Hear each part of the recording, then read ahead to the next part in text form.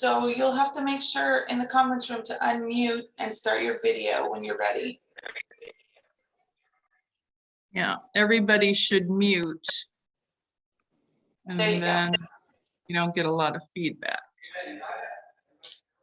No, How about now? now we can, yes. Okay, Thank you. right here. Perfect. Okay. Well, Is this the RD meeting? come on in. We're just getting started. Yeah, I stuck in the reading.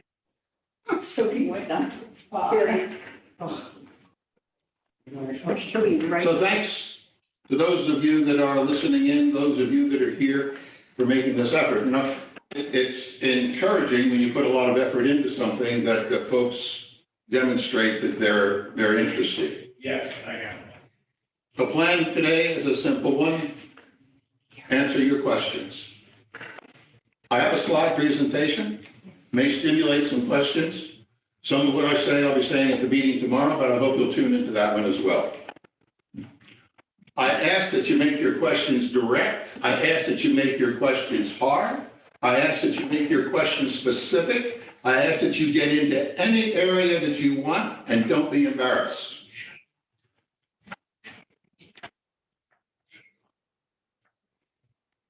All right, can I get my slides up? Okay. This is a little picture that reminds me of an old Mexican legend. This is Pepito sitting on his burro. And one day Pepito and his old uncle, Pepe, are walking down in the hot Mexican sun. And in the desert, as they're walking along, they encountered Rosita, Pepito's grandmother.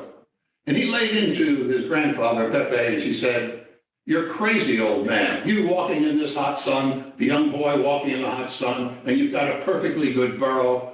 Why don't you have the boy ride the burro? He's too young for this." So Pepe thought that was a good idea. Put the boy on the burro and off down the trail they went. But what's the 200 yards when they came across Jorge, Pepe's cousin? And Jorge said, "What a crazy old man. Here you are walking in the hot, hot desert, and the young boy's riding on the burro. Why don't you get on the burro too?" Pepe thought about that and said, "Well, that's a good idea. I think I'll do it." Riding along the trail, they come to this rickety old bridge that goes over this great narrow gorge. And the burro hesitates to go over. Well, their good fortune, along comes Jorge. And he's got some good advice for Pepe. He says, "Look, you just get the front end of the burro. Pepito will get the back end of the burro, and you just carry him across that bridge."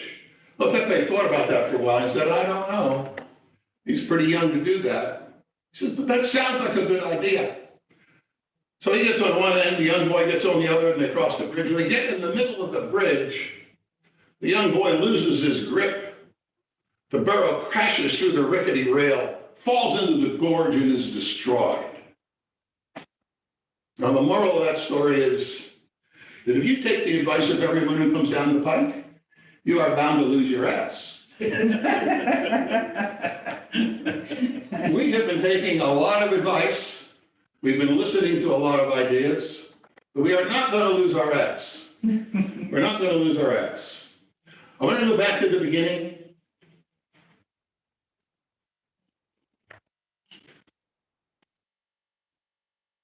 No, I don't. Minor technical glitch here. Be with you in a minute.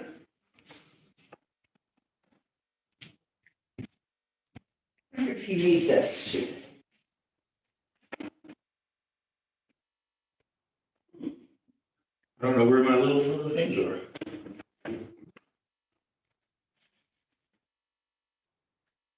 This isn't good. Hold on, let me get Jennifer. Yes, you need help? We do.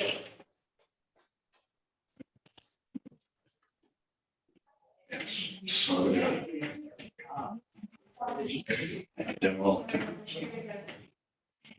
All right.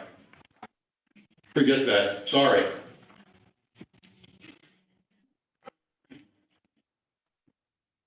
That's okay. It's never mind. Are you sure? Yep, I I'm stupid, wrote wrong slots. Oh, okay. Oh, it's slides from Arizona. I want to go back to the beginning. When this all started, the takeover, and the promises that were made. A lot of people think that because we issued the single bond, that was it, we were done. That wasn't the plan, that wasn't what was communicated. What happened was the bond provided for about $5 billion in capital improvements. While when that was being done, we'd get together, plan long range, and take care of the real needs of the club. And a second bond issue was always anticipated once those needs were decided. And since that time, there have been a lot of changes. Our club has really grown quite dramatically. Our dining is at capacity, it's beyond capacity. People started eating outside at COVID, never stopped, they still do it. The inside dining room at capacity, our membership continues to grow. So now let's recap recent history. And I say, wow, this has really been a process. We had a chairman resign.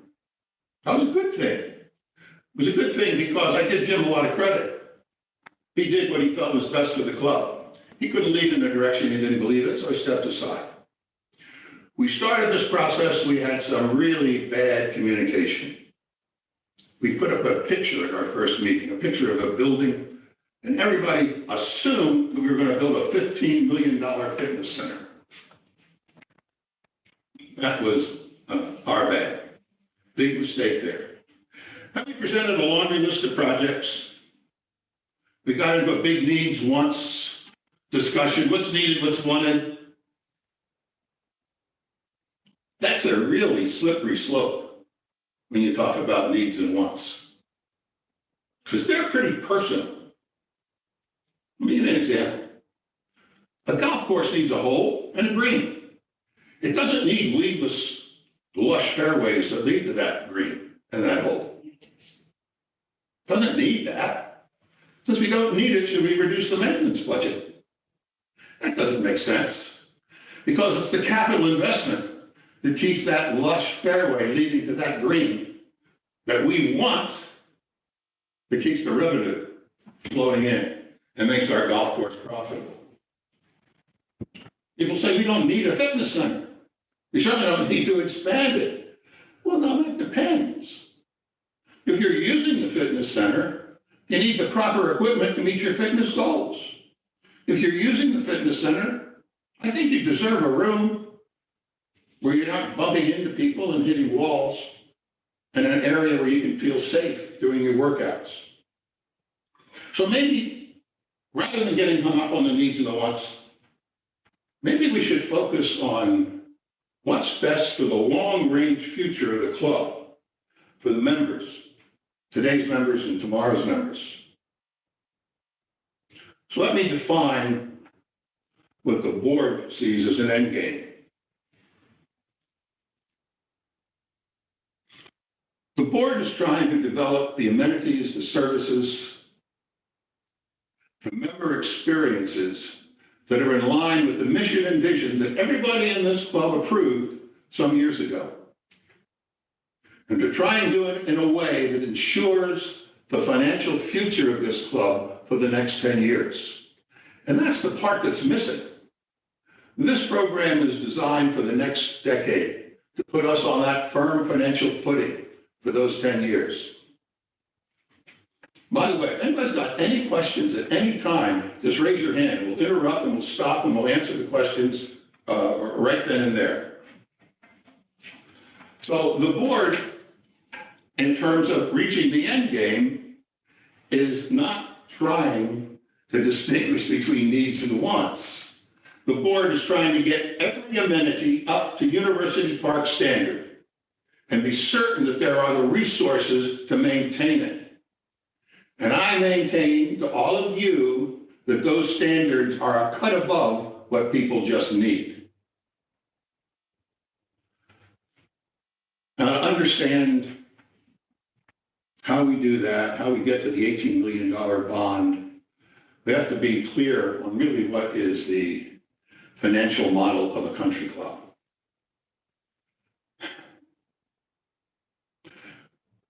We look at the common denominators of other successful clubs, not because we want to be like them. We want to be what we are, but because we can learn from them. Just like a golfer can look at a successful golfer, there are certain common denominators that make a successful golf swing. There are certain common denominators that go for a very unsuccessful golf swing. And that's what we look outside of University Park for. What are the things that we can do so we don't have to remake the wheel? So club benchmarking becomes pretty important. And they tell us that the most successful clubs are those that are making large capital investments. Let me give you an example. There's one area of University Park where we've made a large capital investment and continue to, and that's our golf course. We spent $500,000 last year, year before that, over and above the expenses. We spend $125,000 a year for the maintenance of each hole. We lease the finest equipment to get the job done. We invest in it. We make the capital investment. And what's the result? Well, we're able to charge members almost as much as a private club, even though it's a public course.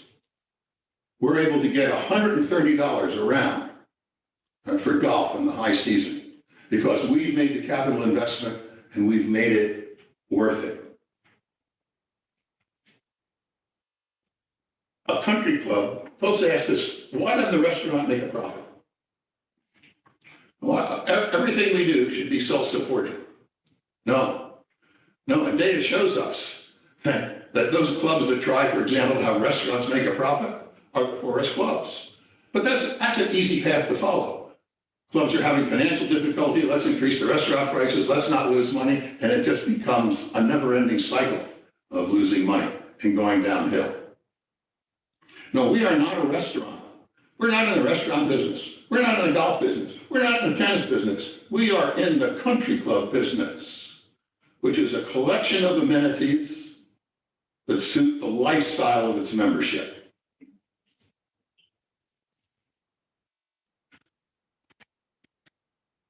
So let's take a look at where we think the investment is needed today. And I'm sorry I don't have that slide, but this is what we're talking about, and these are the prices, the estimates. We're talking about a kitchen that's going to be close to $2 million. We're talking about bulkheads and bridges, $500,000. We're talking about an irrigation system for the golf course, which is good not only for the golf course, this is for the entire community. Maybe $4.7 million. The lake banks, environmental upgrades, another $750,000. A parking lot, $750,000. Now here's another example where we waste a lot of money. See, we don't have the capital reserves. So we have a parking lot filled with potholes that represent a liability. So we just had to go out and spend $75,000 because we don't have the money to redo it properly. So now we're going to come back in another couple of years, we're going to spend the $750,000 anyway. So because we're not in a secure financial position, we wasted money. Another example, just like that, much smaller. We have a boardwalk that leads from the parking lot to the clubhouse. You always see repairs being made. It's cost us thousands of dollars a year because we haven't got the money. We just got an estimate for it. To replace that boardwalk, $210,000 to replace the boardwalk. That's not on our priority list to do, by the way. So when we get to the kitchen, the bulkheads, the irrigation, the lake banks, environmental upgrades, the parking lot, we're at about $8-9 million. Not many people argue with those. Most of us are in agreement they should be done. Now, there has been a lot of requests from the members, and you talk about needs and wants, for the varsity club. Let's move the pro shop. to where the present varsity club is. Let's upgrade the pro shop. Make it bigger, and let's make it like a 28 hole, so it's more available to members. Okay? We don't need that, but members have voiced a strong desire for that to enhance their member experience. So that's another $1.5 million to do that. So here we are at $10, $11 million. And I can go through these prices, and I can tell you how we arrived at them. People have accused us of not being specific about prices. We didn't make them up. We've gone out to contractors, we've gone out to specialists, we've gone out to designers, we've gotten all the information. We're at the point, we almost lost our general contractor working on the patio because we have been going to him so often for estimates and updates. He said, we can't do this anymore. When you're ready to sign a contract, then we'll talk. So that leaves us with one key project.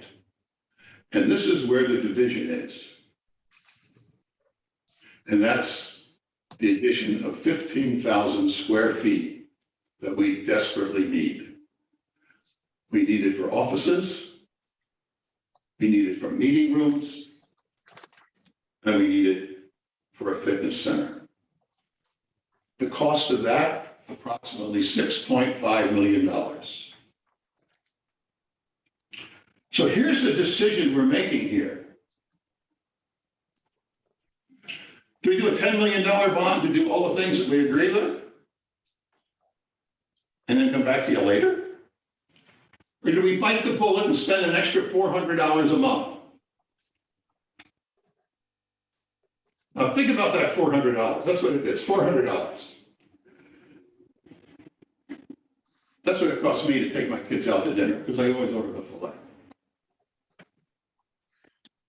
That $400, we could increase your dues by $400 a year. There'd be some grumbling. You'd grumble about that, then you'd write the check out and you'd pay it and you'd forget about it.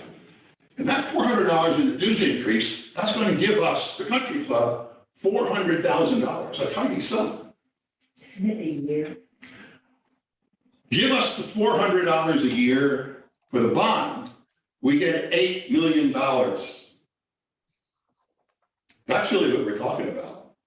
$400 a year.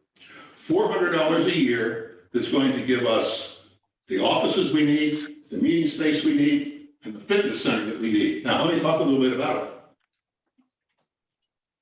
it. Let's start with the offices. This isn't a want, this is a need. This is a need. We need new offices and we need larger offices. And if you haven't been to these offices, please visit them, please.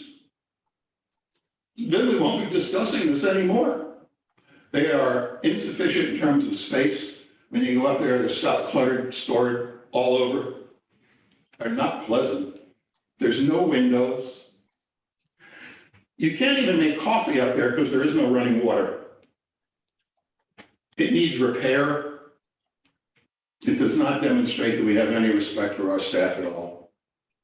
Can you go to the bathroom up there? No, you can't go to the bathroom up there either. 20 So you got to go down 20 steps to do that. And hang on, because they're pretty steep.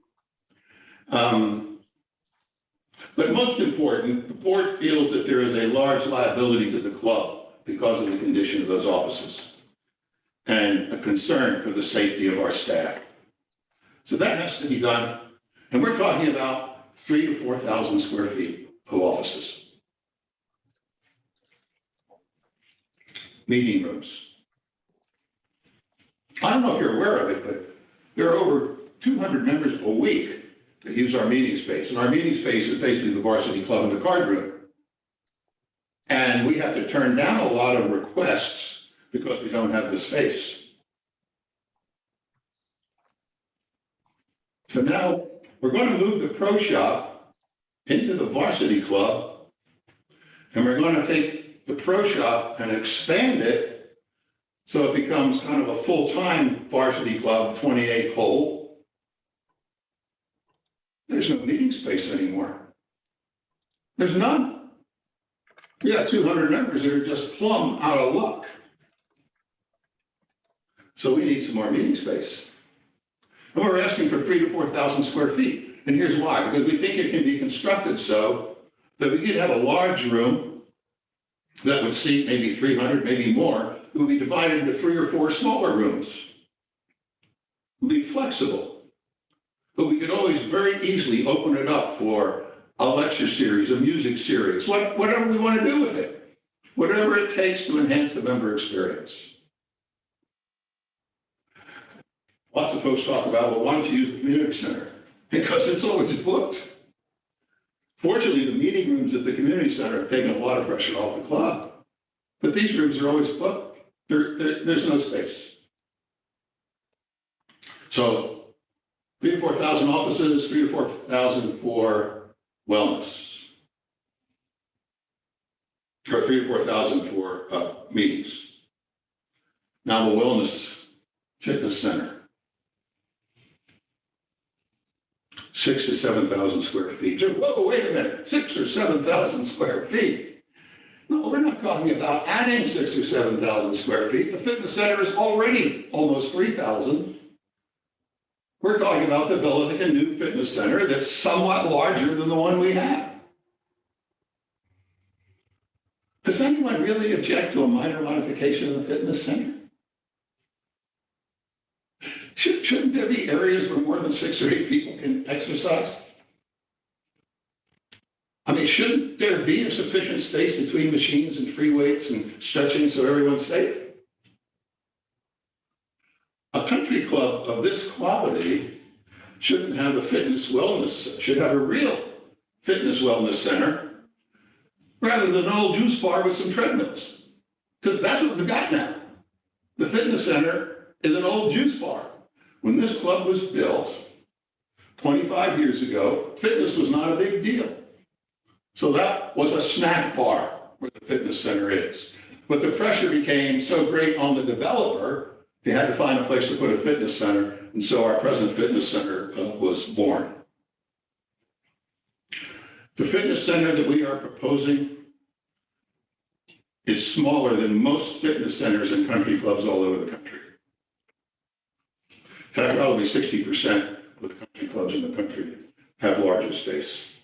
But we're not trying to be like the others. We're just trying to serve our needs here. But the problem is there's not adequate space to do that in the present building. Folks tell us, be specific, show us the renderings. Give us the specific bids. What exactly is going to be in there?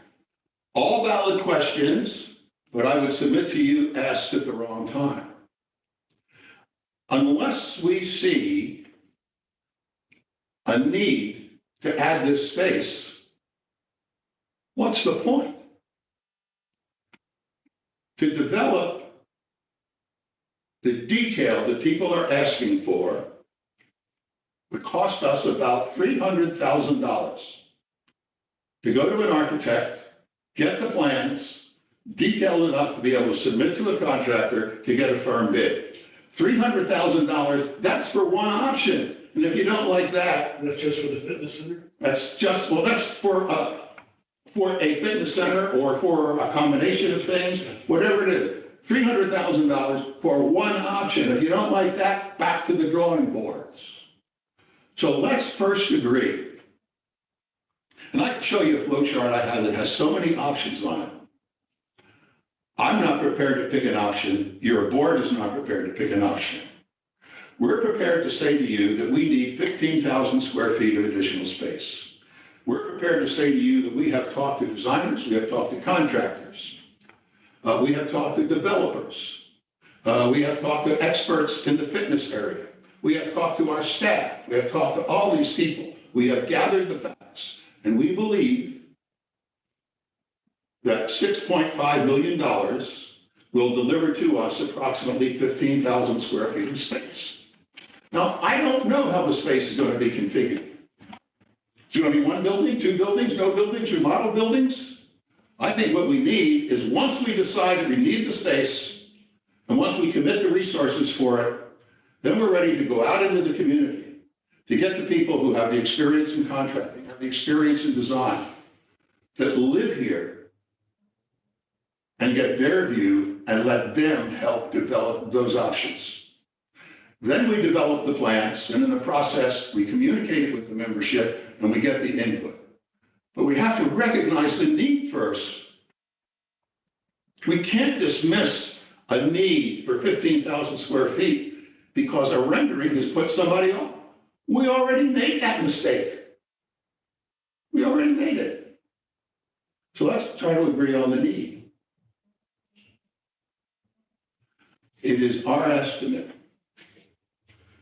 that if you approve an $18 million bond that will allow us to make those capital expense investments, but people ask, where's the payoff? Our pro forma statements show that that will return to us in revenues $1.5 million a year. We do have all the detail, and these details, we can give them to you now. How much paper do you want? They will be a part of the bond prospectus when we develop that. Because we have to prove we're going to be able to pay that money back. As you look at those projections, and again, I apologize, I don't have the slide, but as you look at the projections for the future, and remember, this is a 10-year plan. This is not a Band-Aid. This is a 10-year plan. This is not, let's put a Band-Aid over and get an irrigation system. This is a 10-year plan, so you're not nickel and dimed to death every 2 or 3 years.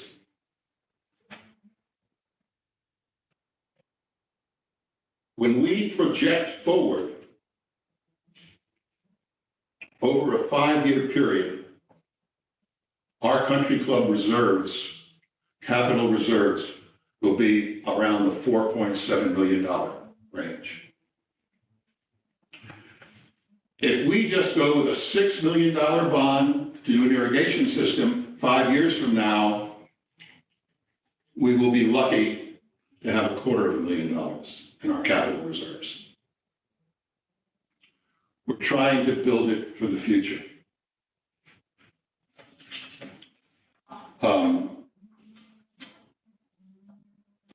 For Knightsbridge, I don't have Hyde Park, but approximately the same.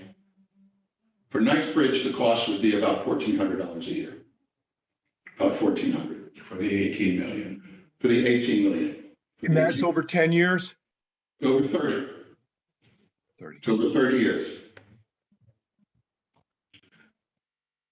Now, a real legitimate concern is, wait a minute, you keep adding these, okay, I'll pay the $1,400, but you keep adding these costs here. I go to try to sell my house. Nobody's going to want it. So we went out to Lakewood Ranch and we found comparable valued homes. And when you lump it together, a Knightsbridge home of comparable value to Lakewood Ranch, it's about $750,000. And you lump in all the taxes, all the charges, all the CCRs, all the homeowner dues, everything else. With an $18 million bond, it is still $1,400 cheaper to live in University Park. So we're not pricing ourselves out of the neighborhood. Cheaper annually? Hmm? Cheaper on an annual basis? Cheaper on an annual basis.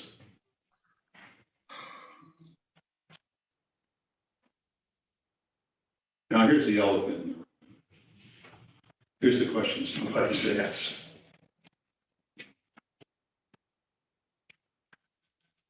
We believe that these infrastructure projects are really essential. Really essential. But what happens if the bond doesn't pass? What happens then? We still need an irrigation system. We still have to fix the ponds. We still have to do all that. Maybe we don't have to do the varsity club. We have to move the offices. That has to be done. That has to be done. So maybe we don't have to expand the fitness center. But we're still talking $12 million. What happens if the bond doesn't pass? Well, we can come back later and try again. It is proposed that we do it in 2 stages, smaller bond, smaller bond. So it'd be 10 million, 8 million. For cash flow purposes in the infrastructure, that would work. But what are we gaining? By the time we wait, and as the interest rates and the prices increase, it won't be a $10 million bond and an $8 million bond. It's going to be a $10 million bond and a $10 million bond. So our chairman, in his letter of resignation, says, don't chase cheap money. Okay? It's not cheap money, it's my money. There's nothing cheap about it. There's nothing wrong with trying to get the best deal. There's nothing wrong with trying to think ahead. And if we go with 2 bonds, not only will it be more expensive, we go through also the expense of another bond issue, which is probably $1 million that we would duplicate that we had just spent a couple of years before. What is the logic in that? For these things that we have to do. So what's next? We're going to continue these neighborhood meetings. We're going to continue to try to correct the errors in communication that we made. We're going to try to get people to focus on what the real issue here, which is not $18 million. It's really $6.5 million for the space that we need. Go ahead. How close are you to the actual dollars on your estimates? I've heard the kitchen is 1 million to 2 million. I've heard the irrigation system is from 3 million to 5 million. I mean, those are big numbers. Yes, that's a great point. So if you didn't hear the question, it's how close are we on our estimates? I'm going to say, because it was told to me by experts who do the estimating, we are probably within 10%.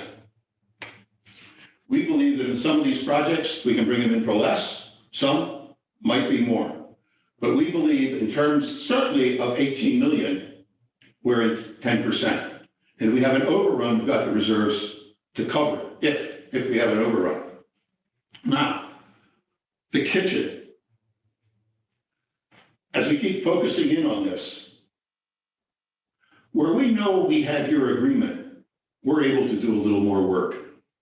We know we have your agreement on golf course irrigation. Because we're fairly confident that you will approve that, we have just approved an expenditure of $20,000 to do the design work in the irrigation system. Now, once that design work is back, then we'll have the firm cost. But the latest we got from Curtis was 4.3 to 4.7 million. And that's with Curtis's input. That's obviously Curtis has input on all of this. The kitchen. We've engaged an architect just for council, not to do lots of plans, for council, to talk to professionals. They've done country club kitchens. Their estimate, $400, $450 a square foot to remodel it. Not expanded. Remodel, expand. Okay. Remodel, expand. It'd be about 450. So that comes to close to $1.2 million to do that. Okay. We've gone to Edward Don Associates, kitchen designers and suppliers, with the help of our former chef. Say, what is it that we need here? What's the equipment that has to be replaced? What's breaking down? And we have the whole list of equipment. That equipment totals $700,000. So we're thinking 1.2 for the remodeling, 700,000 for the equipment. We're rounding up to 2 million. Any other questions about the prices? Hi, Bill, Connie here. I think my concern is a little different direction. How much have we spent so far on the restaurant? The in, the out, the new roof, the first phase, and what's going on now? Okay, the first phase, the exact numbers, Connie, are escaping me. The first phase was pretty much on budget. First phase was pretty much on budget, on target for construction. The second phase was originally priced with a tent. Right, And the board decided that it would be better with a solid roof. right, So that increased our budget at that time by 300,000. That increased primarily because of the cost of labor. We anticipate it's going to be 200,000 over budget. That the roof cost will not be 300, but rather 500. Would it be fair to say we've invested, give or take, $2 million over there when we're done? Yes, 5. 2.5. That's indoor now. Yeah, 2.5 million. Thank you. So I guess my concern is this. Who puts together a $2.5 million plan for a restaurant and not includes the bathrooms and the kitchen? I think people were shocked to find out that that wasn't part of the redo.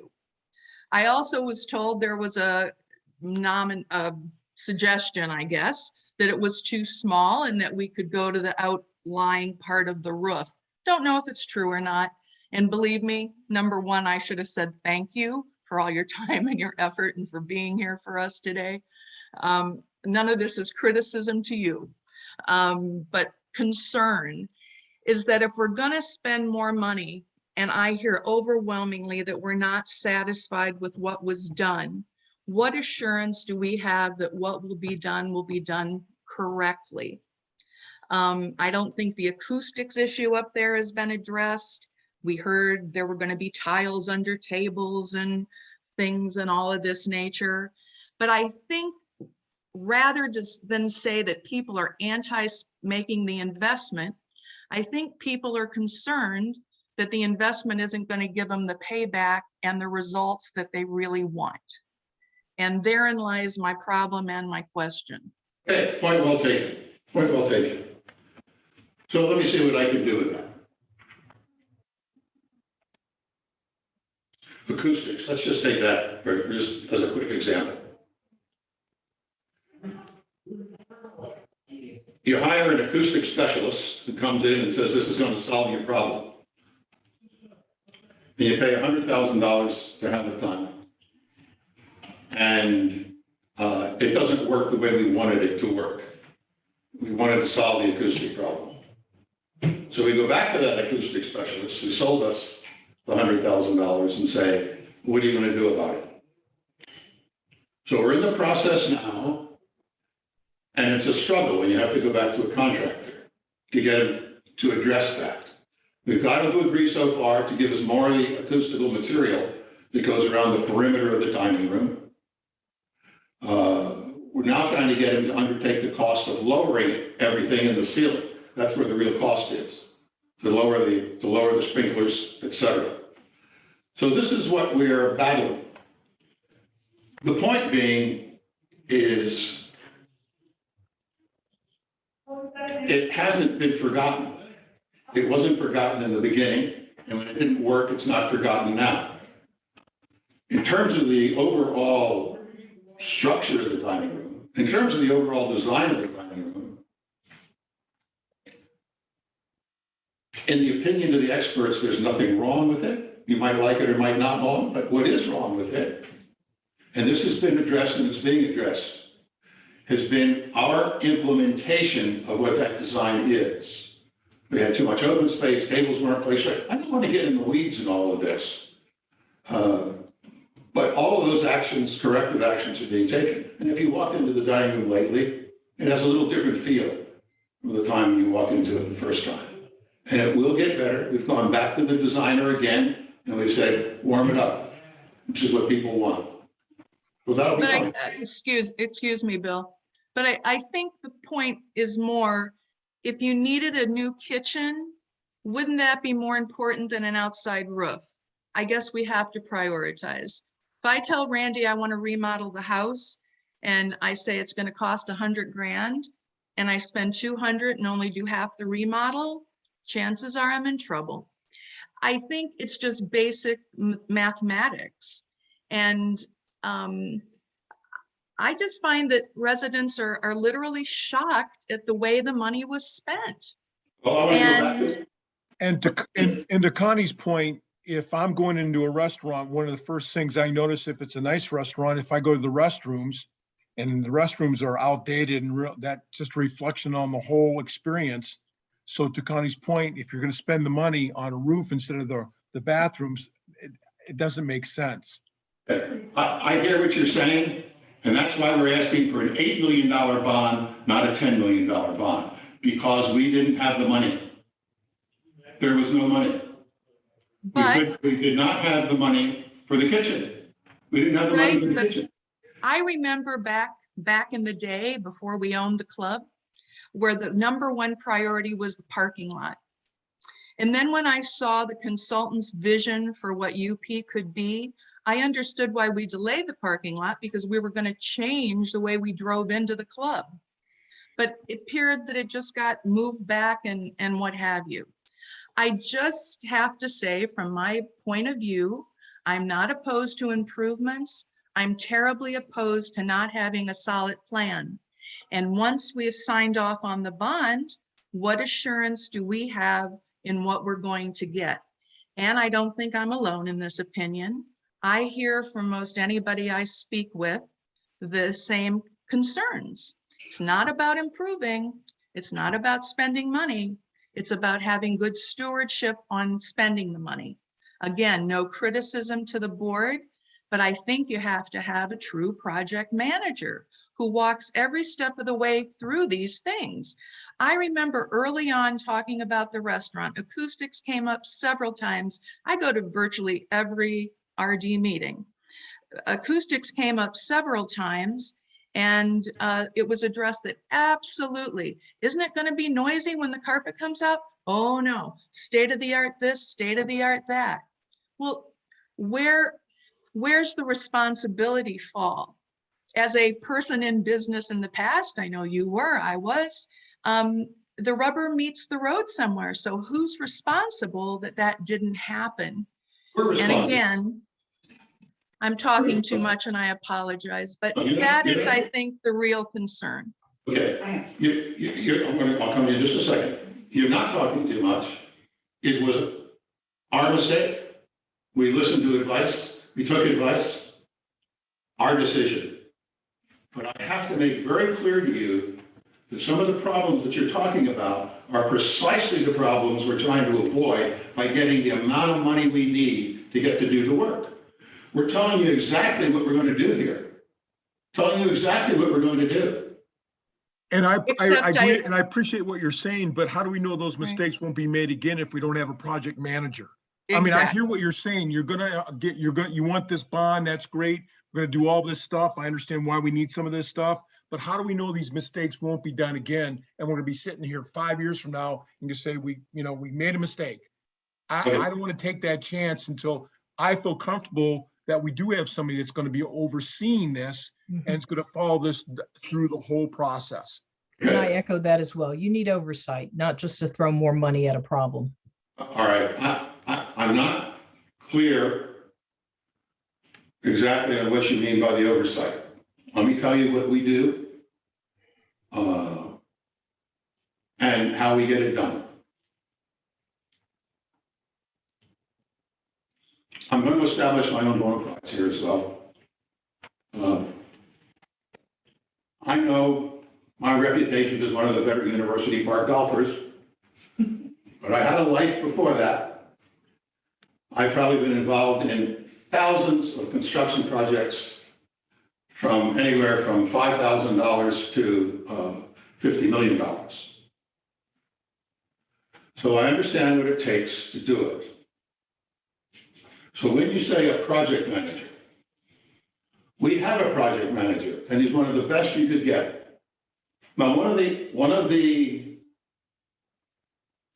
things that I hear in line with that, one of the things in Jim Case's letter is we got a staff that can't handle it.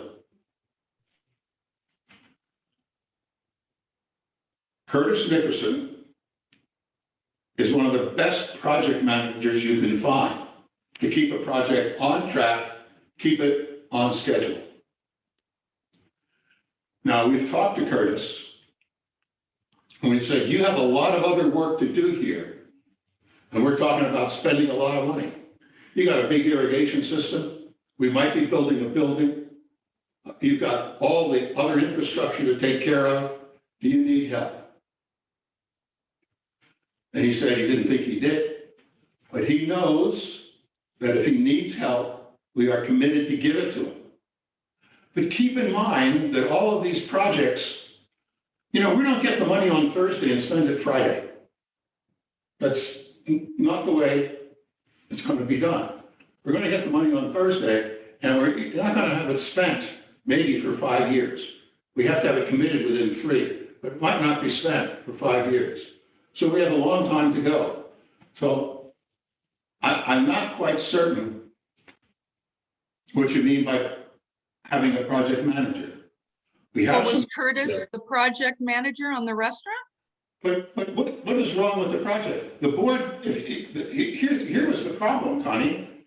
There is a limited amount of money. So you spend it in the kitchen or you spend it out in the restroom. There wasn't enough money to redo the restrooms. We didn't. Was Curtis the project manager on the restaurant Yes. project? Yes. Yes. Okay, so there's the board then that spent the money instead of spending it in the kitchen and the bathrooms to do an outside roof. Yes. Okay, then I guess my trust in that decision-making is my concern then. And I guess what the next step would be in questioning on this would be, when you get to the board, are we just because we've elected you to have these positions, is there an opportunity for us to make that decision whether we should put some money towards the kitchen and the bathroom or the roof, or is that your decision that you guys make? And obviously, from what I'm hearing also, it was the wrong decision at the time. Well, here's the difficulty that we face as a board. I'm going to address this in my presentation tomorrow. And I call it it's a big communication problem. The last becomes the first. And here's what that means. We went through a very long process to make the recommendations that we made, both phase 1 and phase 2. The difficulty is people only come in at the end. So what is the last for us is the first for so many people. And as a result, there's no foundation, no understanding. There was plenty of opportunity. There was plenty of opportunity to provide input. I frankly stand by the decision that was made, but there was plenty of opportunity to provide input. All of these things are discussed in the open. It's required by law. None of these decisions were made in secret. There were no objections to any of these decisions that were made. And that's the same way for the phase 2. This has been a whole year-long process. And there's plenty of time for input, but people don't get involved until the end. So then we have to backtrack and go back. Now, I hear what you're saying, and we can learn from those mistakes. We can make a greater effort to get the member input on each of these projects. I think that's a good idea. That's what we should do. We tried to do that with the restaurant. We had an advisory group of members for the restaurant that looked at everything. Members or residents? Members Residents too. and residents, yeah. Okay, thank you. Question. Yeah, I do have a question. Thank you for your time, by the way, sure. for the last couple of years. I know it's not easy. We're talking about investing and the areas that give us a return. We know we have to invest in the golf course, even though people are going to scream they're not golfers, whatever. That brings in the most amount of money. So we have to have that irrigation system one way or the other. However, you talk about the kitchen not being profitable. Is there alcohol involved in that, with no profitability also? I mean, there's a huge amount of alcohol consumed. That's part of the dining experience, I would have to say. And you're saying there's still no profit in that? That's correct. Wow. When we look at the revenues. But did you hear the comment? Yes. How can the restaurant be unprofitable? Again, we're not in the restaurant business, we're in the club business. Well, why Let's is it take- unprofitable? Well, let's take Rosemary, let's take a restaurant like Rosemary and Thyme. A lot of us have gone there to eat. They make money. I assume they make money. They're profitable.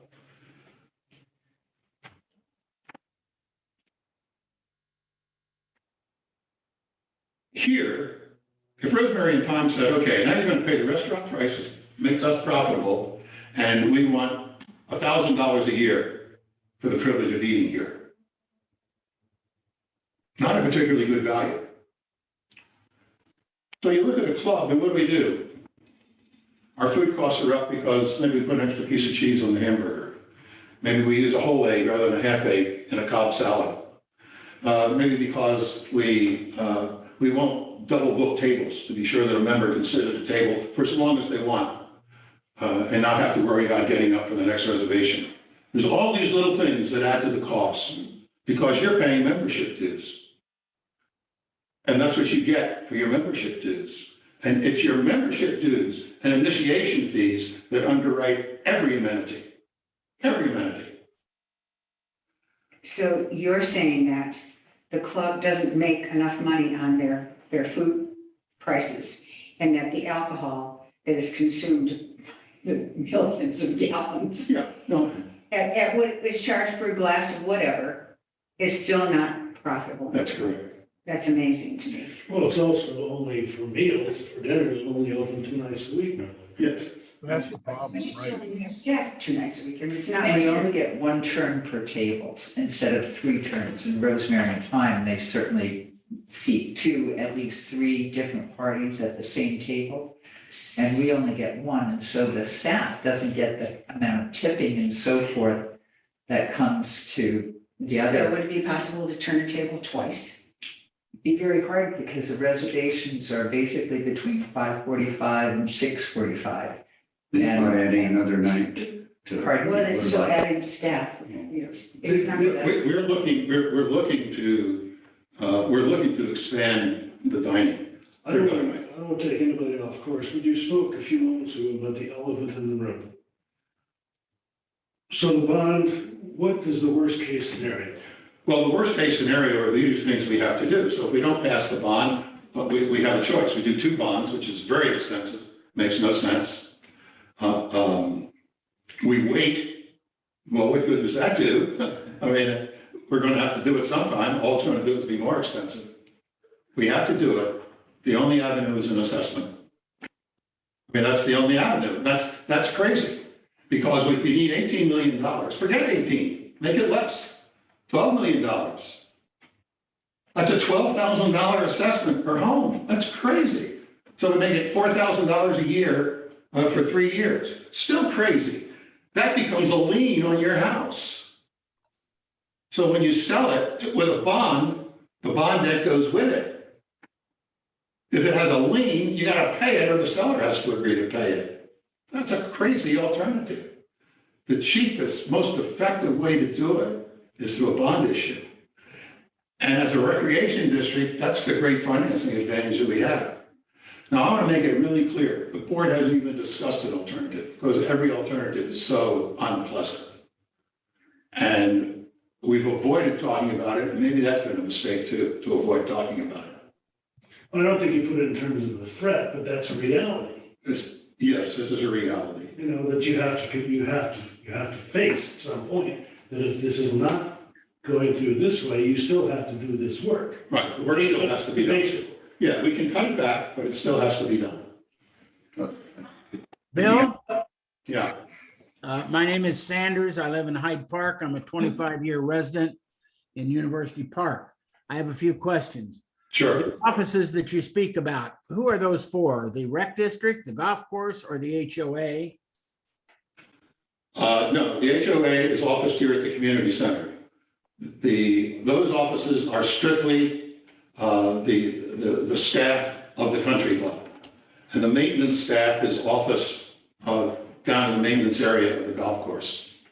You talked about meeting rooms, a couple hundred people using the rooms. Are those club members or are those residents of University Park? Or both? Well, I'm going to guess it's probably both. It's probably both. I mean, we don't check membership cards at the door. Okay. So it could well be both. I understand. I've heard two financial numbers, $400 in annual dues and $1,400 in taxes. Can you clarify that for me, what I'm Sure. hearing? Sure, what I was saying. As I'm saying, we're pretty much in agreement on about $10 million. The golf course, the infrastructure works. We're pretty much in agreement on that. Yes, sir. So where the disagreement comes is in 15,000 square feet for offices, for meeting rooms, and for a fitness center.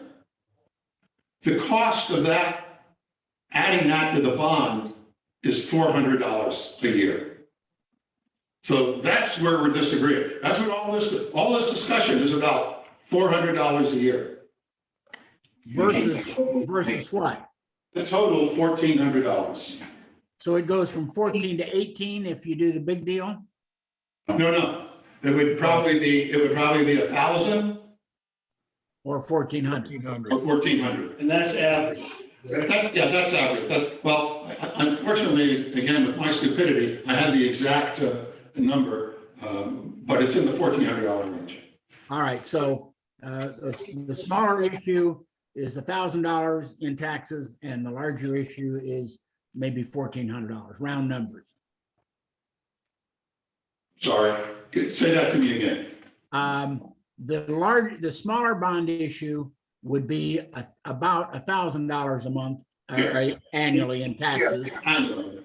and the larger would be $1,400 a year in taxes increase. That's correct. Average. Average. All right. Was I misinformed at the very beginning of all this, Bill? That the concept was that once we got this rec district up and running and agreed to the $2,000 a month increase that homes in our area withstood tax increases, that this thing would be self-sufficient, or did I misunderstand that from the get-go? I think there's a partial misunderstanding there. We all did. Yeah, there's a partial misunderstanding there. There are two avenues that we have to keep in mind. One is the capital expense avenue. That's the one we're talking about with the bond. Understand? All right. The other is the operational avenue. And that's generating surpluses for our ongoing operations, dues, initiation fees, restaurant, and all the amenities. What was said at the very beginning is that our operations will be self-sustaining. And they are. As a matter of fact, we are performing better than the pro formas that were originally presented to you. So yes, the operations of this club are self-sustaining. But the other side of that was said, look, we're going to put aside in this bond issue $4.5 million for capital improvements for assets that really haven't been taken care of for 25 years.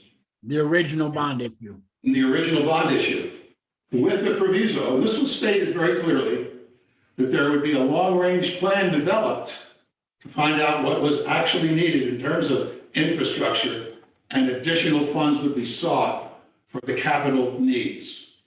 So that's where we are now. So what we're saying now, and you can quote this in 10 years, is that the club is operationally sound. It's producing income. It doesn't have to be supported. We increase dues nominally, inflation-based primarily, but we have no capital reserves. So our capital reserve balance, $11. So when the hurricane comes through and blows the roof off, we don't have any money to pay for its repair until the insurance payment comes through. And that's as juxtaposed to the HOA that has Yes, millions. the HOA has 10 million in reserves. Oh, thank God for that. Thank God for that. It doesn't help. Well, but it's had. But it doesn't help the club. It doesn't help the club. The legalities prevent us from dipping into the HOA reserves. Thank you, Bill? Bill. That answers Oh. most of my questions. Thank you. Of the 4 board members that are left, what are their terms? My term is up my term is up in February, I think we're going to have the election if we get the charter change. Karen Pagano's term is up in February. And the others are up in 2.5 years. I don't think Karen is running for re-election, and I'm not running for re-election. So 2 people will be there for the next 2.5 years, which would be Steve and Sally. Yes. But get involved in this process. But here's what we're talking about doing. I really don't want to run again. If I ran again, it would be a 4-year term, and I'm not going to do that. We have a vacancy with Jim's resignation that is 2.5 years.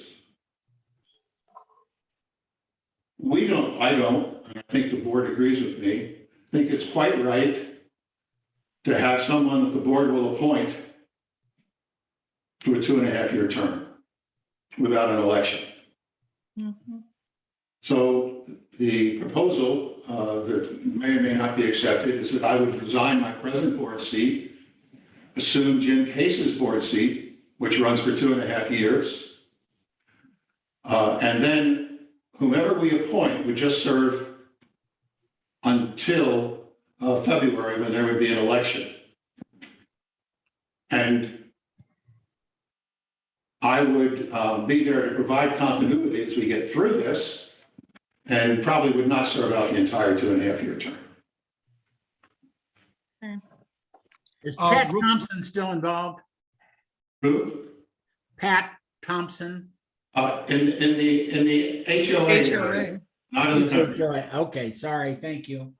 Real quick on, when you were talking about the expansion of the fitness club, and this is going to be small dollars, but as you add the small stuff up, it becomes larger numbers. If you increase the square footage, that means you're going to increase the equipment. So you're going to have to buy new equipment for the facility.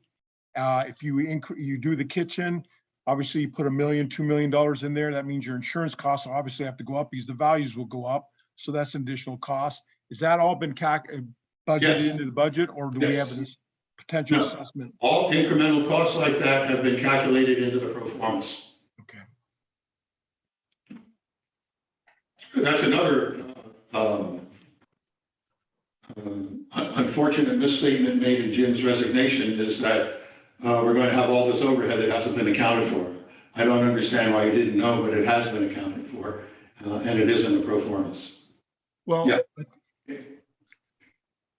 Go ahead. All right, finish up.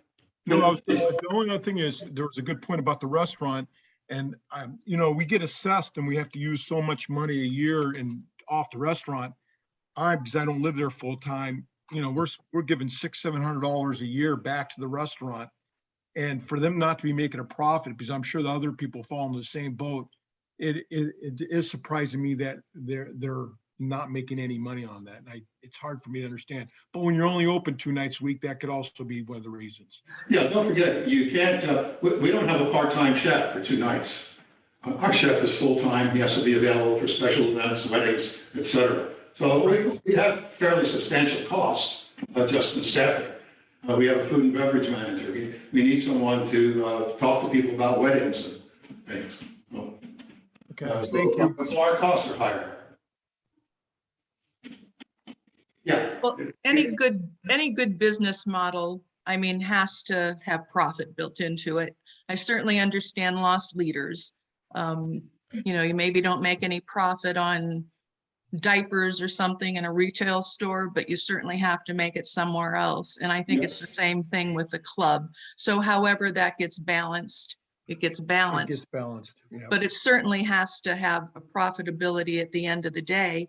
And there has to be something built in there. It's sad to me that the golf course that is stated to have so much profit and has sustained us through COVID and everything else was not able to siphon off any money at all toward irrigation.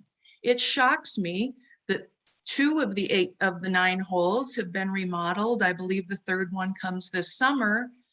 And you remodel the 9 holes, do all the things you need to do, but you don't include irrigation. It just goes back to what is the plan and what is included. And I'm sure Curtis is making silk out of a sow's ear, but I'm not sure it's getting communicated properly. And I don't think that your community would have supported a huge club remodel without the kitchen being part of it. And if there's sacrifices that need to be made, then I guess you make them. I don't think, frankly, Bill, you were in favor of the outdoor roof, as I recall. But you're a team of people and a decision has to be made. I get that. I'm going to throw a few more comments in and try and be quiet, though it's not my forte. The financial model, in the financial model of a country club, and this gets back to what we're talking about, its surplus comes not from amenities, it comes from dues and initiation fees. That's why upgrading all of these amenities is critical to maintaining dues and be able to increase initiation fees. We believe, we have made no decisions, but I'm just telling you what we're looking toward.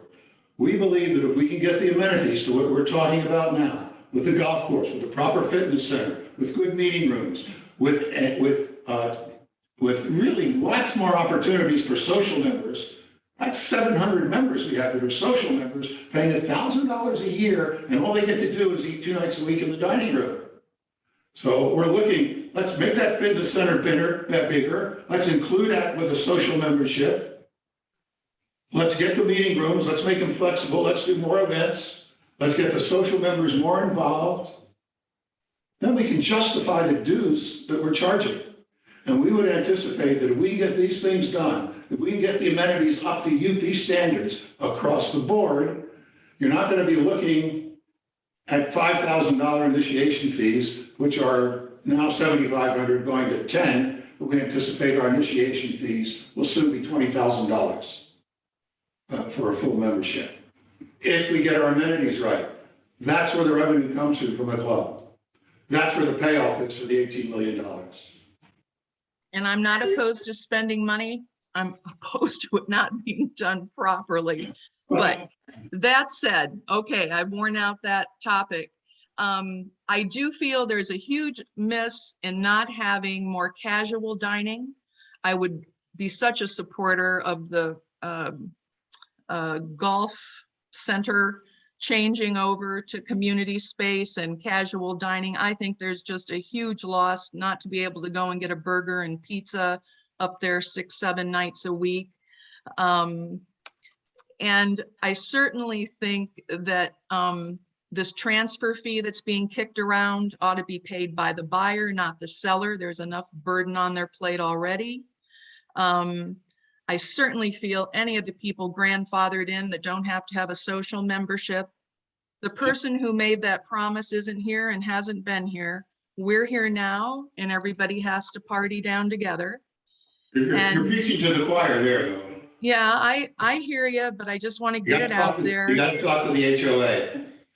Yeah, okay, I don't see why, because you are the people that collect that fee, right? That's not an HOA fee.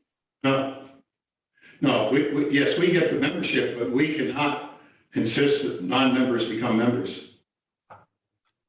Well, the HOA can change, the HOA can change the conditions of the CCRs that would require it. They prefer not to do it. RD, 2 different entities, I'll take it up there, so be it. Okay, that's it. Connie, are you saying there's talk of requiring everybody to be a social member? Correct. I have not heard wind of that. Well, it's been talked about, in my opinion, for years. And then once we bought the club, it seemed like a no-brainer, but it continued. And I don't see what weight the HOA would have in it because it's not, RD is not part of the HOA. No, the HOA is here's the way it works, Connie. There are CCRs that we have that are approved by the HOA. And within that document, it requires any resident coming into the park to become a member. That is not a requirement of the country club, it is a requirement of the HOA. Right. So we have asked them. They're just doing it as a favor to the RD. Pardon me?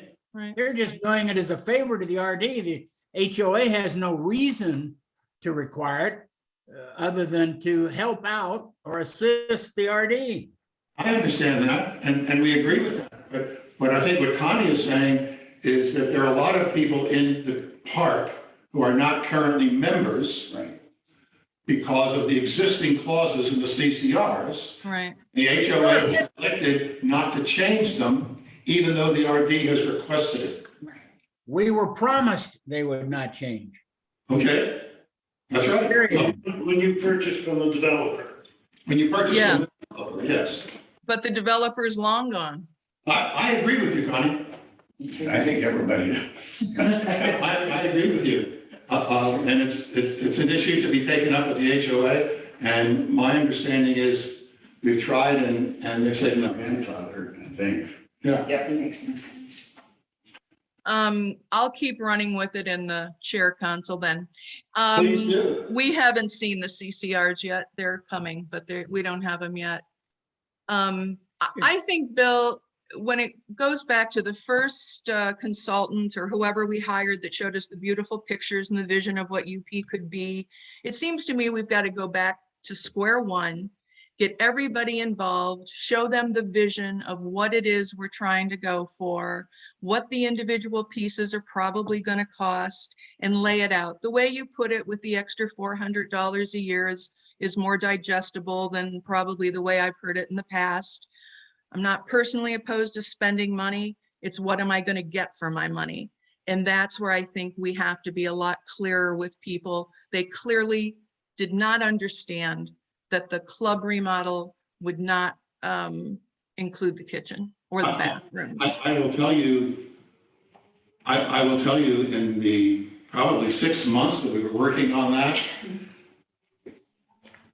we talked about the remodel of the kitchen, but it was an issue that was never brought up to us. There was never a preference expressed to do the kitchen first. So, and again, this is the problem of the last becomes the first. And believe me, it takes a lot of time to stay abreast of everything that's going on here. Yeah. So we acknowledge that we have done a poor communication job. We are trying to correct that. All the issues you brought up about not doing the kitchen, not doing the restrooms, they are precisely the issues that we're trying to avoid with an $18 million bond issue, rather than a 10, where we can do half of this project, 3/4 of this, and all of this one. That's what we don't want to do. And we can reach those objectives. Now, your comment about go back to square one and do a plan. We are at square 4 because we have a plan. You saw a plan. I mean, that's it. That's what we're doing. No, I'm saying there's so many people that have never seen that because they're getting in at the end. So I think you've got to do a quick recap from the beginning with everything you've modified and just say, here it is. Here's the picture, here's the vision, here's the cost, and here's what it's going to be. One of the things, interestingly, on that plan, there's a big new building right along in parcel 7. There's a big building in that plan. And as you say, parcel L, yeah. As you say, everybody looked at it and said, that's great. So it's just what we're doing. But you're right, we've got to go back to the beginning again and review it. Right. Maybe this doesn't apply, but I've been thinking of the state of the economy. How is this affecting borrowing money, going bonds, state of the park, people about spending extra money? Do you see this having an impact on the decisions that are being made? It's having a profound impact. Okay. We started, when we started this process, we had a long list of projects. And we said $15 million. Well, the projects I talked about today are half of those projects, $18 million. So we went back, as everyone suggested, we cut out all the chat, kept just those things that we felt were essential or that members were demanding, like the varsity club. We went out, we repriced everything. We were calculating building costs. Building costs we were calculating 6-9 months ago at $250 a foot. Today, we have to calculate them at $450 a foot. Now, we believe, and the contractors tell us, that these prices will begin to stabilize as the interest rates go up, we're anticipating that by the time we get this bond passed, we're looking at interest rates of like 5.25%, 5.5%. If we were to do it today, we'd probably save 1.5 if we could do it today. So when you say chasing cheap money, come on. I mean, it's crazy for us to wait. We wanted to wait a year. We wanted to wait till everything in phase one was done. I agree with Connie. I think Bill, I'm chairman, or this is Sanders, Hyde Park. I am retired chairman of a $1 billion construction company that I worked at it for 60 years. And I can tell you construction prices are increasing between 8 and 15% a year. So you're going to make promises, or if not promises, representations to the rec district and to the homeowners. Be careful on your cost estimates of your projects. I speak from experience. I was a professional estimator most of my career, ended up as chairman of this company. It does $1 billion a year. Well, you're the kind of guy we're looking for. Come on now. As soon as people agree on the space need, as soon as we can get together, yes, we do need this space. You're the kind of guy that we want that gets into the specifics and the details. But we don't want to waste your time until we agree there's a space need. Now, in terms of construction costs, what you say, it's on target. You've got the experience. If you're a couple of years away from executing and you think you're close on your 18 million, you better be 20 to 22 million dollars planning on what it's going to cost you. I'm just telling you. I'm telling you. And to his point, I have a $3 billion insurance company for all contractors, and their prices are going up. They can't even get materials, more or less. The price, then they're putting in their contracts different percentages. So I agree with you. The 18% could be 25% by the time we're ready to go. Everything else is an allowance. Now, that's just the world, the way the world is, and that we can't quit operating. But I'm just cautioning you and your constituents on your board there, you better be careful on what you promise or represent. And that's a very difficult position to be in. But contractors are telling people, this is not a firm price, these are allowances. That's correct. We'll let you know what the number is when we get the final cost then. I mean, you're 10% on your budget that you said you're around, you're close to about 10% online with your budget. That could be just your construction costs, that percentage that you might be. We hear what you're saying. Not to mention your operating costs are going up all the time. Well, the operating costs in the pro forma, that's been considered, but we hear what you're saying. We just finished negotiating the contract because it's been tough for the outdoor patio. There are all allowances in there, which we got removed. We said, we got the specifications, we'll give you the money, order the material. So we got those removed. So we're not going to have any surprises with the price. They tell us that supplies are easy. We have a resident who is an active developer today. He's a full-time developer. He only lives here part-time. We've had him do a lot of our estimating for us as well. He follows lumber futures, everything else, that's his business. So these things have been factored in. Enough? I don't know. Who knows? But I want to assure you that all of these things have been considered. Now, if there are overruns because of the way this program is structured and how we look at our operating reserves, we will have substantial operating reserves to cover any overruns. Can I assume that the irrigation system, the kitchen, and the parking lot are somewhere around $8 million? Those three things. A little under 8 for those three things. Would it be helpful to put out an email or however you want to communicate it? Two things. Are you interested in doing this that's absolutely necessary for $8 million? Or do you want to spend $18 million and do all these other things because the board feels that it will be necessary to cover the next 10 years and get an opinion on that? With additional costs of 400, because that's explaining that I think would help. Well, it would be, talking about 8 million initially is what we absolutely need. And the sooner we get it, the better. Well, that's not, the board who is very much involved in the detail of these issues, we need 10 million. We absolutely need 10 million. Absolutely need 10 million. That's what we need. We have, see, and here's where the dominoes begin to fall, where it gets complicated. We require new offices. Period, paragraph, the end. They're absolutely essential. It is too great it's like the potholes in the parking lot. It is too great a liability to allow it to continue. So we need new offices. Do we know if they're even up to code? It's. Yes, we do know. We do know that they're not up to code. So the offices now are not even. Like No. dormering out the whole. They're back and they're putting in the staircase. Excuse me, the offices now are not even up to code. That's correct. That's a safety issue. An ADA. Yeah, so here's what happens now. What do you do with it? Well, this is where the dominoes come in. We remodel them, offices. We can do that. We can remodel them. That's an extensive remodel.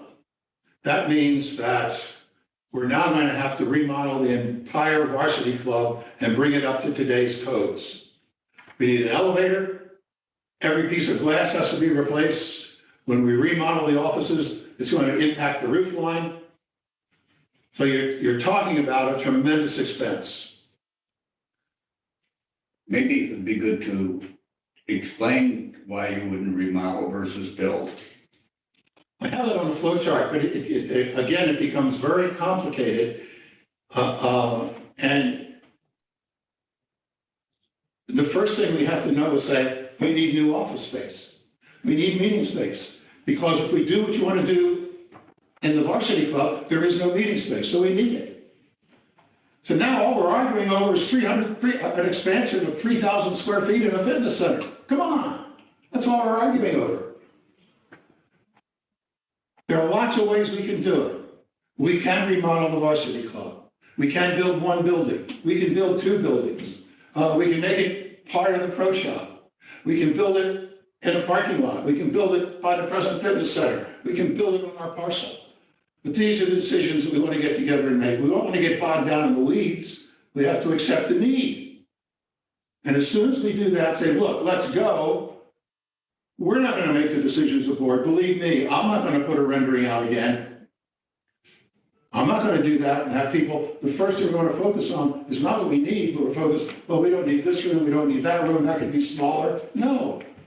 But Bill, in all sincerity, some of these things are so basic and necessary that why were the things that were done, decided to be done, and these weren't?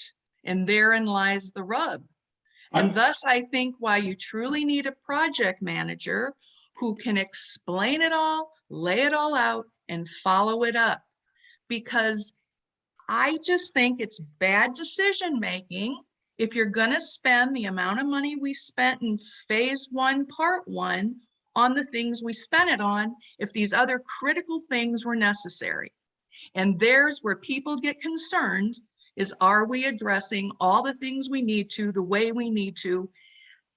Maybe they could have added some office space on the back of the clubhouse.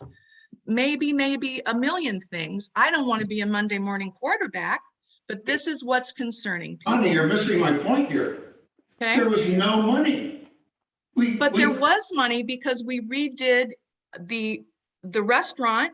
We're putting a roof on the outside of the restaurant. But if we needed office spaces so desperately, why wasn't that job one? That wasn't job one because we were trying to provide to the membership an increase in the member experience with the poor dining room. But there's no member experience in new offices. There's no member experience for the most part with the irrigation for the golf course. Correct. These are the pieces, I guess, I just want you to understand that I'm hearing in my community from most of my neighbors. And so You have to address it however you address it, but this is the issue I believe you're going to have. And I think if you took a vote today, you'd get a no. Just my opinion. Sorry, but I'm trying to help. I can only say, I can only say what I've said. A lot of things weren't done in phase one because we didn't have the money to do the things we know that should be done. Yeah, we could have maybe remodeled the kitchen. Then we couldn't do the outside or pickleball. I mean, those are the choices we had to make. You might not agree with the choices. We made the choices. We stand by the choices. What we are trying to avoid is exactly the problem you're talking about, not having the money to do a project right. We are doing a survey. Good. We are going to do a survey. But I want to make something clear about that too. There is not a single amenity here that is used by 50%, except the restaurant, that is used by a majority of our residents. If I were to do a survey. Is that including the golf course? Pardon me? Is that including Yes. the golf course? It was the golf course. 35% of our members use the golf course. Wow. So if I send a survey out and say, do you want to spend money on tennis? I might get a 15% yes response because about 15% of our members play tennis. That's all. There are as many people using the fitness center that we're talking about another 3,000 feet as play tennis. And we think if we expand the fitness center, there will be even more. Will that generate income? It will generate income through dues and initiation fees. That will cover all the expenses? That will cover all the expenses. That's why I say that if we make this capital investment, we are counting on an extra $1.5 million in revenue per year that will come primarily from dues and initiation fees. In terms of fitness, small thing, the Medicare reimbursement thing. Yeah, everyone, that's the other thing we're trying to do. And so we're trying to, everyone says, we don't need fitness here. I've got silver sneakers and I don't need fitness. Well, I think we're going to have silver sneakers here if we can get the right fitness center, plus a couple other programs. And our hope is, this is not a promise. I'm just telling you what we're talking about. Our hope is, particularly for our social members, is that we can get this silver sneakers money, we can give them a credit to dues for it. And that I would be easy. understand your mission, Bill, is to get the bond passed. I'm trying to help you understand what I think you need to do to communicate to the residents and members to get a yes vote. And I think the reason you don't have a yes vote are all the things we've just discussed. So now the task at hand is how do you communicate the pieces and parts to get you where you want to go?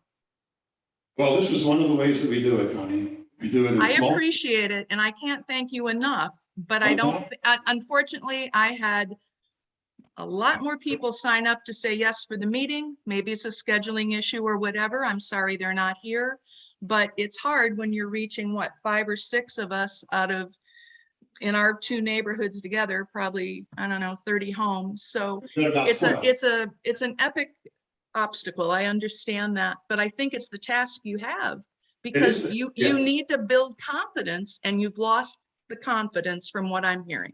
Yeah, well, I couldn't agree more. It's one of the reasons we have these neighborhood meetings. We'll be upping the communication process.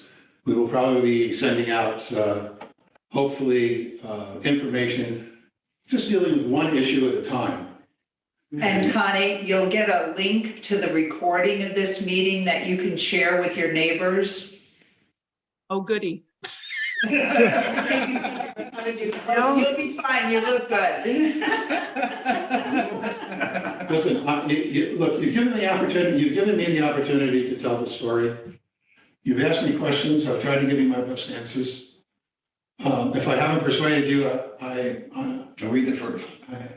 No, Oh, okay, no, we've had a couple others. okay. And we thank you. I just asked you to keep the perspective of what we're talking about. $400 a year. Why are we spending all this time on $400 a year? It's not the money. It's Right, not, it's has not the nothing to do money. with the money. That's where You're I think not- you're missing the boat. If you, Right, I agree. you're missing the boat. If out of all this, we just got done saying everything, you're saying $400. I don't care about the $400. It's Nor what do you're going I. to do with the $400 is what we're concerned about. And if you don't address that, we're going to have, you're not going to get it. How can I be, let me ask you, how can I be clearer? I think I How laid it would you out feel? pretty clear. You've got to have the drawing that reflects what we're talking about. You have to have cost associated with what the things are. You have to do your $400 pitch, which I think is excellent, and put that there. And I think you have to explain clearly what the revenue increases could be. And then I think you have to address some of the issues that are hot buttons, be it trying to give, everybody into the membership, whatever. You've got 1,200 homes here that I think 1,000 of them want that. So like anything else, we have to push and we all have to make it happen. Only thing I would say is to gain my confidence is, and you admitted it, maybe you evaluated, we didn't have the money. I think explain that in a little bit more detail, but what you're going to do on this next phase to stop that and make sure you're going to do what's in the best interest of the community, the whole group, and not just make these choices left and right, put a new roof instead of restrooms. If you can address how you're going to maybe communicate that to everybody, I think that would solve a lot of concerns. It's But just basic business planning. You couldn't get away with it in your business. I couldn't get away with it in mine or Joe and his, right? No, and It's I agree. what you gotta do.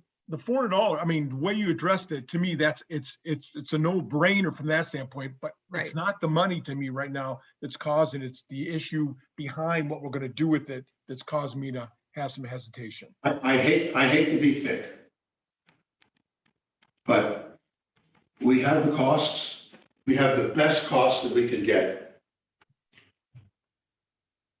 I frankly don't know what else I can do about the costs. You have to build confidence, Bill. You have to give the pitch and you have to build confidence, and it doesn't have to take forever. It can be consolidated and succinct, but that's what has to be done. It's confidence building. You have Yes. to make people want what you're selling. Yes. And right now they don't want it. Are you talking about they, or are you talking about you? Has my No, I'm information, talking about has my the- information helped you? Absolutely, it Yes, helps. absolutely, yes.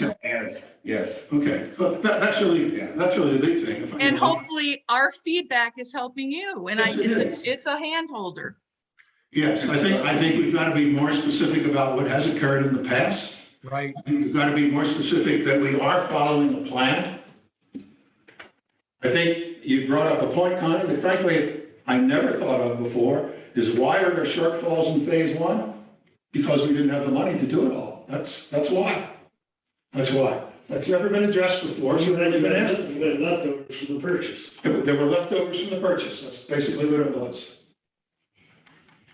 I will not argue the point that the way the money was spent may have been spent on the wrong priorities, but we couldn't do it all because we didn't have the money. So. And a comment like that is reassuring to me that at least you're willing to admit it, but on what I'm looking for from that comment is what you're gonna do on this phase two to not let that happen again. And I think if you can address it that way, I think you can get this done. Mistakes. Okay.